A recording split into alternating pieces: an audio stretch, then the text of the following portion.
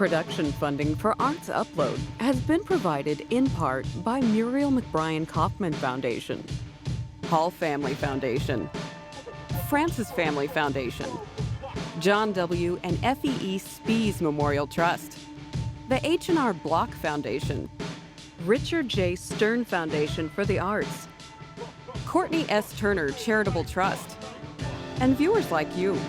Thank you. Hi, I'm Randy Mason. And I'm Maris Aylward. Our show's called Arts Upload, and this week we're at the Nerman Museum of Contemporary Art. With stories about the Met and its big move. A tribute to David Bowie and a favorite fountain, even in winter. Plus, underwater music and gelato. Is all ahead on the Upload.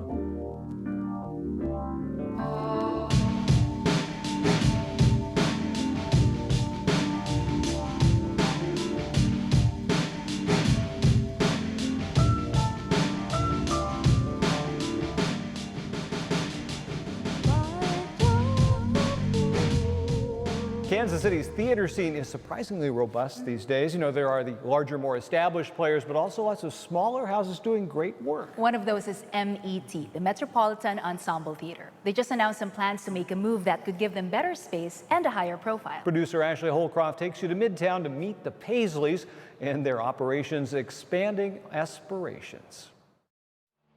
Table listing exact references so you can stop misquoting me. Within the walls of this unassuming building, a cast of 5 is plotting the dance that will be Emily Marquis du Châtelet Defends Her Life Tonight, a modern work which has artistic director Karen Paisley melding Victorian-era prose with the demands of directing. The front light still need to be brighter, so I can walk around there and pick that up. But being a jack of all trades is the way it's always been done here. And it's how this little theater has weathered 11 seasons, carving their notable niche into the rich tapestry of the KC theater scene. The motivator, stewardship.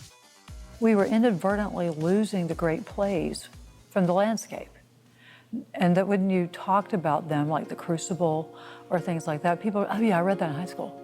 They'd never seen it.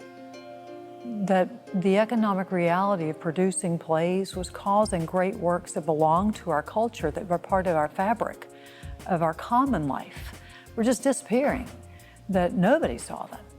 And part of what we do is try to make them come to life again. At our memorial service yesterday, we paid honor to our friends and relatives who are no longer with us by reason of cold, earthquakes, flames, and differences of opinion. I guess that's extraordinary selfishness. Yeah, let's start a company so I can see plays I haven't seen. Yeah, well, yeah, kinda. And with great people.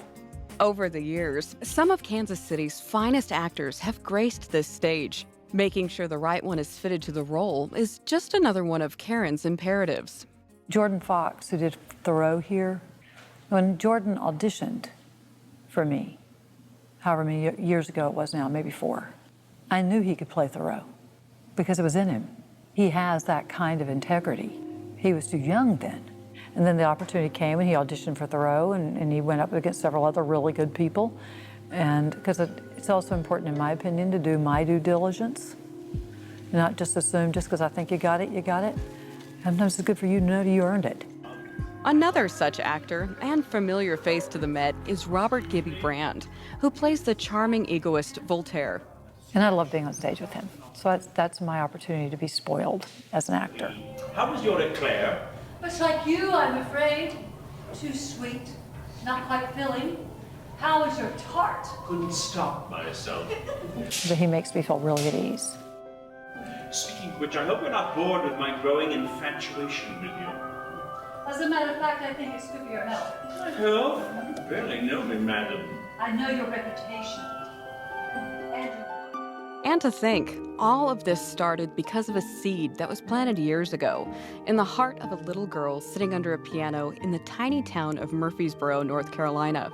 Her father a conductor, her mother an accompanist.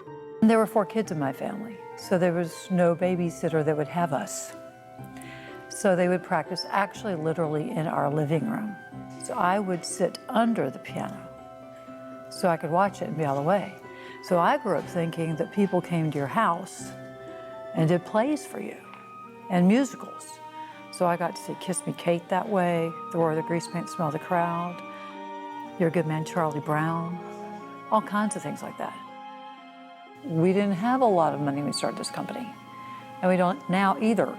So you still do lots of things. And it has been a one for all for one kind of operation. The Met Canopy has grown to include the Central Standard Theater, headed by co-founder Bob Paisley. So Central Standard Theater has a two-part formula to it. One is to bring the world to Kansas City and take Kansas City to the world. There are these 90-minute examinations of everything from King Henry VIII to James Bond. Our patron base and our audience base here exist beyond the United States. They have a world view, and that's why I think they have an interest in the international work that I bring in, the ideas that come from other cultures, other countries, and we can still identify with it, and that makes good theater. And a script-in-hand partnership with the Kansas City Library.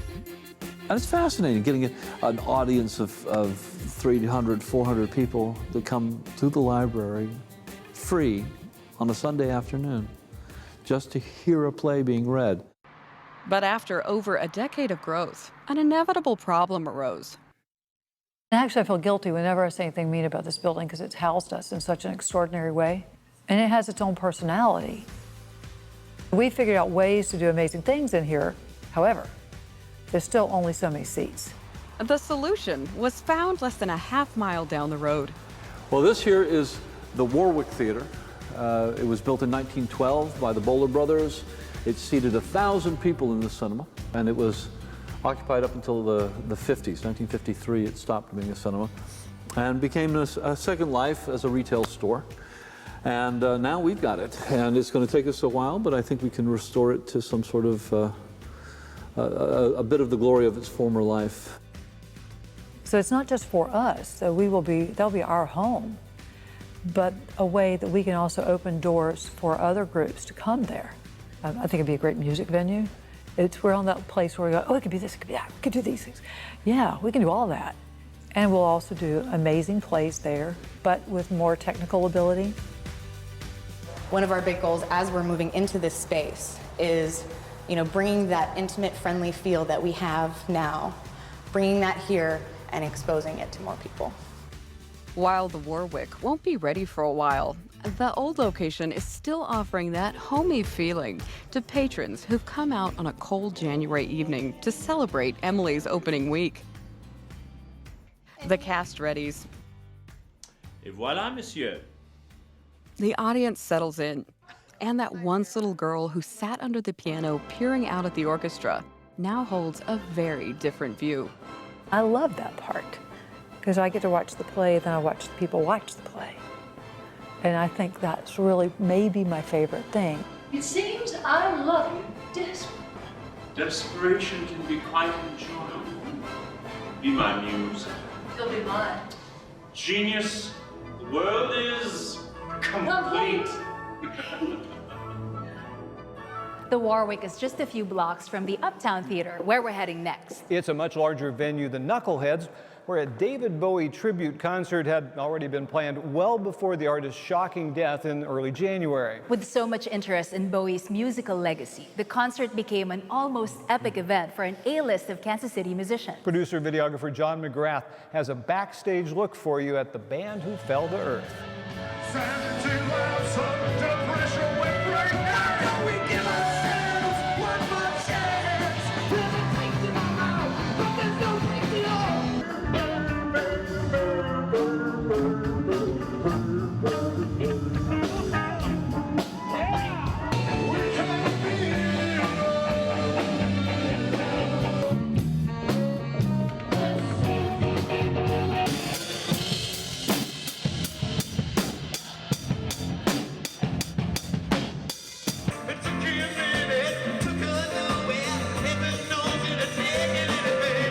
So I put together this tribute to David Bowie a couple months ago. I think it started back in December.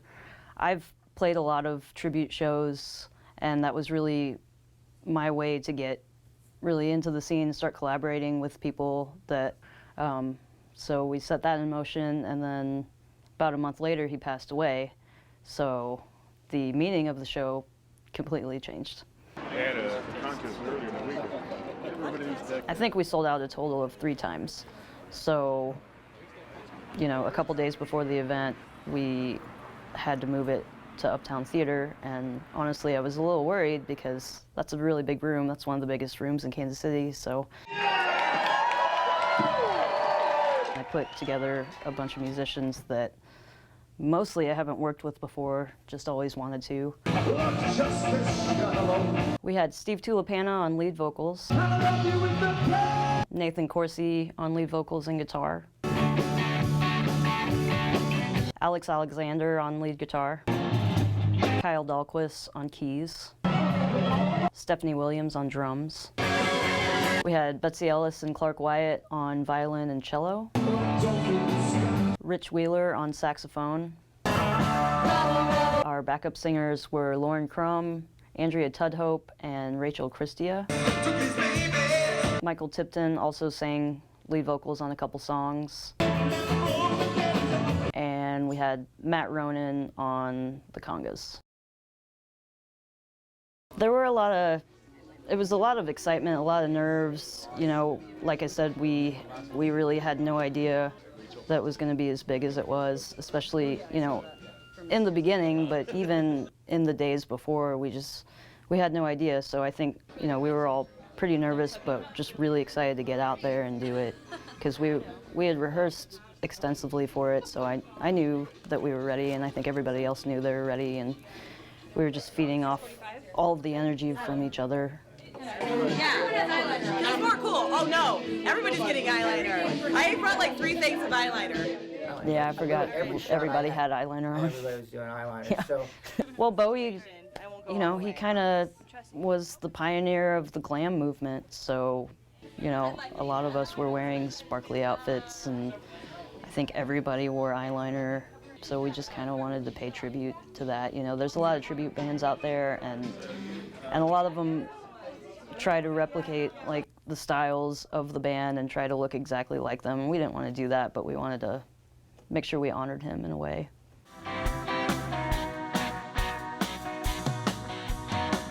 I stumble into town just like a sacred cow.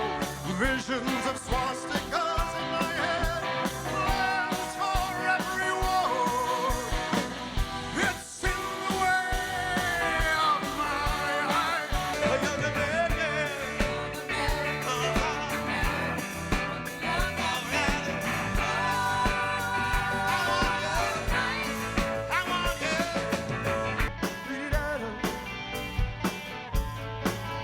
There's no terror of knowing what this world is about.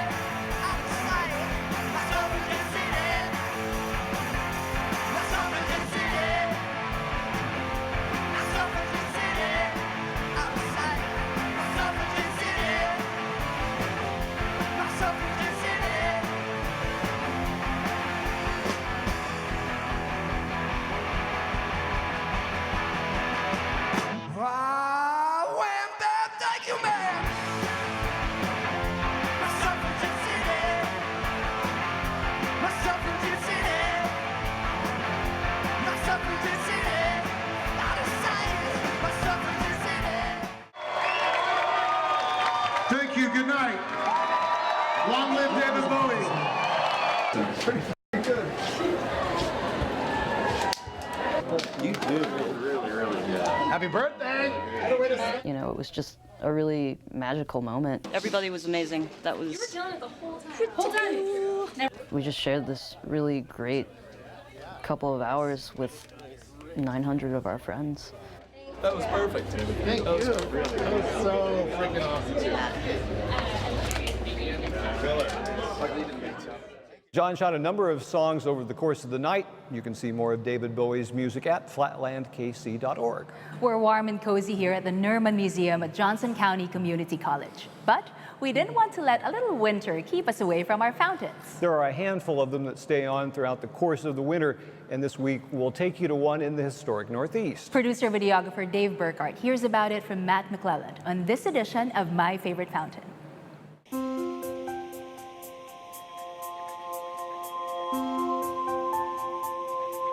This is my favorite fountain for nostalgic reasons. Reminds me of a time when me and the family and we just kind of would have a fun day when there was no responsibility or work or whatever, and parents were in a good mood and we were having a good time. When we were kids, my folks were hippies, and Saturday afternoon meant just loading us in the car and driving around, and my dad had this way of navigating that was just, well, we've taken enough rights, let's take a few lefts, and we'd meander, and at some point they get tired of us bouncing around the back seat, and they'd pull over here and like kick us out of the car. And we'd run around the fountain and just have a blast. As an adult, I mean, fountains, Kansas City's a barbecue town, everybody's got 5 favorite barbecue places. Well, Kansas Cityans all have 5 favorite fountains, and you kind of drive by them every now and then to see how they're doing, and you know, this has always been one of mine.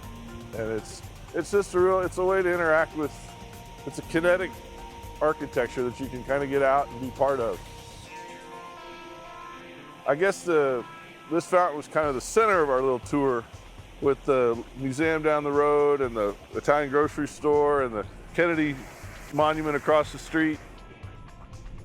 Well, you know, we were talking early 70s, mid 70s when all this was happening, and you know, Kennedy's death was still pretty fresh, and I mean, he was a saint to my mother and the women in my family. One particular time I remember, we came up and the fountain was frozen, and it was about 6 foot tall, this giant mass of ice with like this little squirt coming out. And as a kid, had never seen a frozen fountain before. It was like, it was amazing.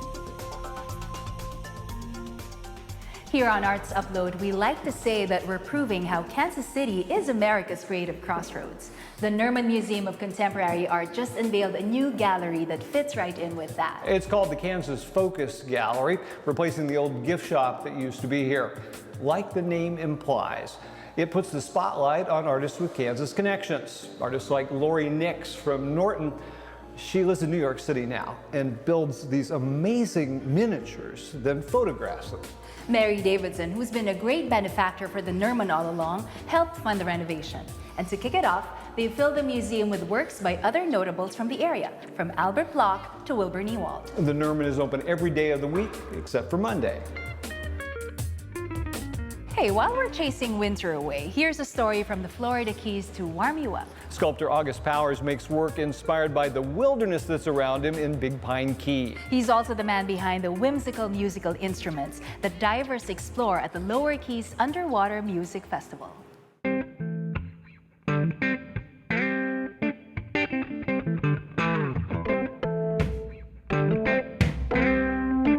little more than 25 years ago or so, they had an art class down at the college. It was a metal arts. My mom gave it to me for a birthday. She said, go down, do whatever you want, I want a fountain. And it just kind of took off from there. The fountains drove me to making different types of leaves, and then the fountains also started with bugs. So there's grasshoppers, praying mantis, snails, birds, and other creatures like that. I really like making the marine life. So I do a barracuda, I do flying fish. I've started with now making wahoos. It's just almost anything I happen to like. So if you're going to make a fish, happens to be a different type of fish, but it's still a fish. You can see that it's been cut out, just cut out with these hand tools right here. It has some little marks on it so I know where fins and pieces go. First thing you have to do is anneal the piece. I'm going to start out by just running around with the heat. Into the water, out, and what you now have is a piece of metal that's just a little flexible. I don't want to do that too much. Now it's ready to be hammered. What you want to do is you start working around the piece.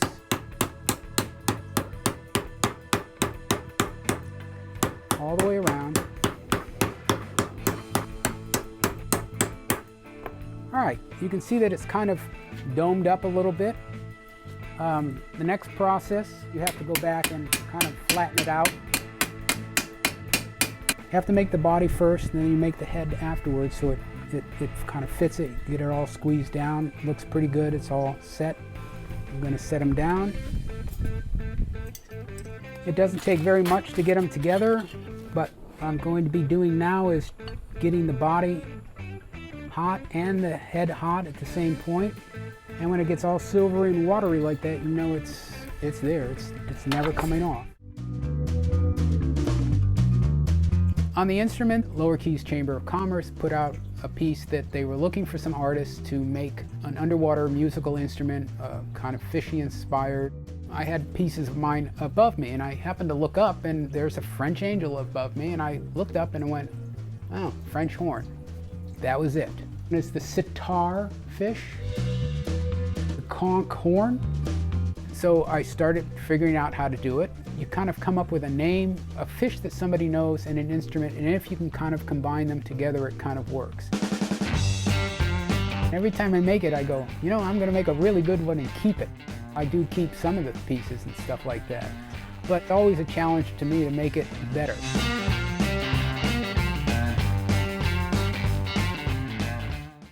From divers to outdoor fun, we'll keep channeling warm thoughts as we close out this week's show with a story from Houston about the art of making gelato.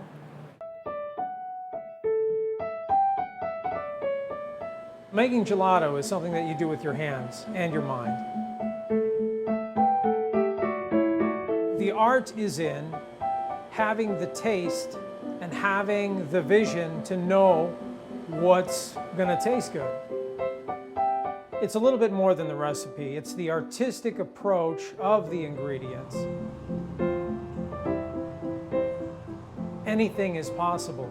So having that vision of what'll go, I think, is the art of gelato making.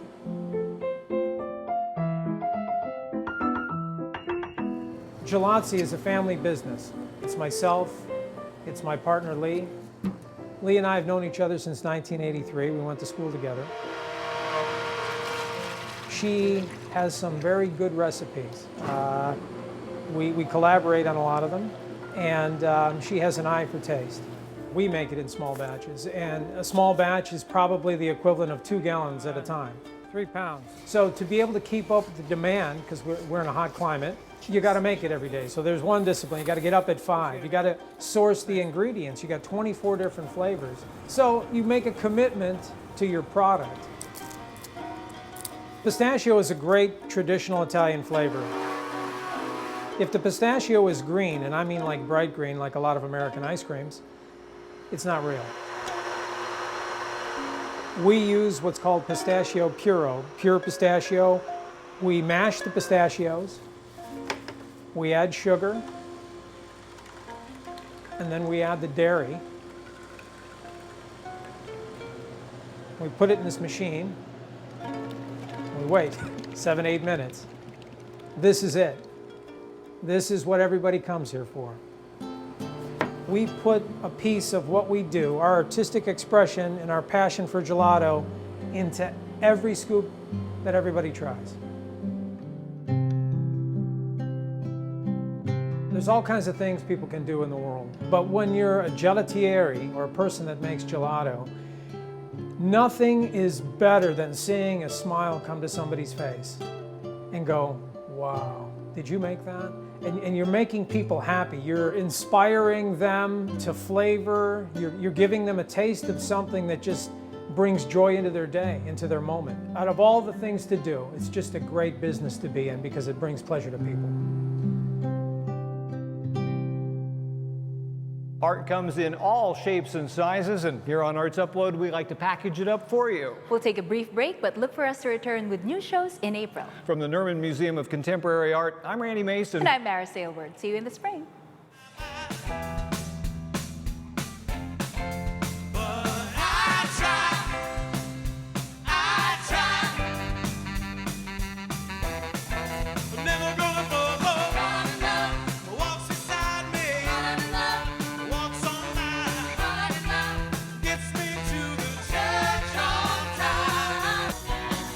I feel tragic like I'm Marlon Brando when I look at my China girl.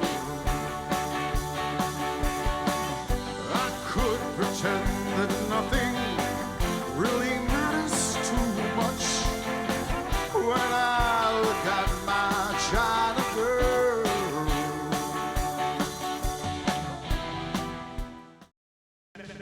Production funding for Arts Upload has been provided in part by Muriel McBrien Kaufman Foundation, Hall Family Foundation, Francis Family Foundation, John W. and FEE Spies Memorial Trust, the H&R Block Foundation, Richard J. Stern Foundation for the Arts, Courtney S. Turner Charitable Trust, and viewers like you.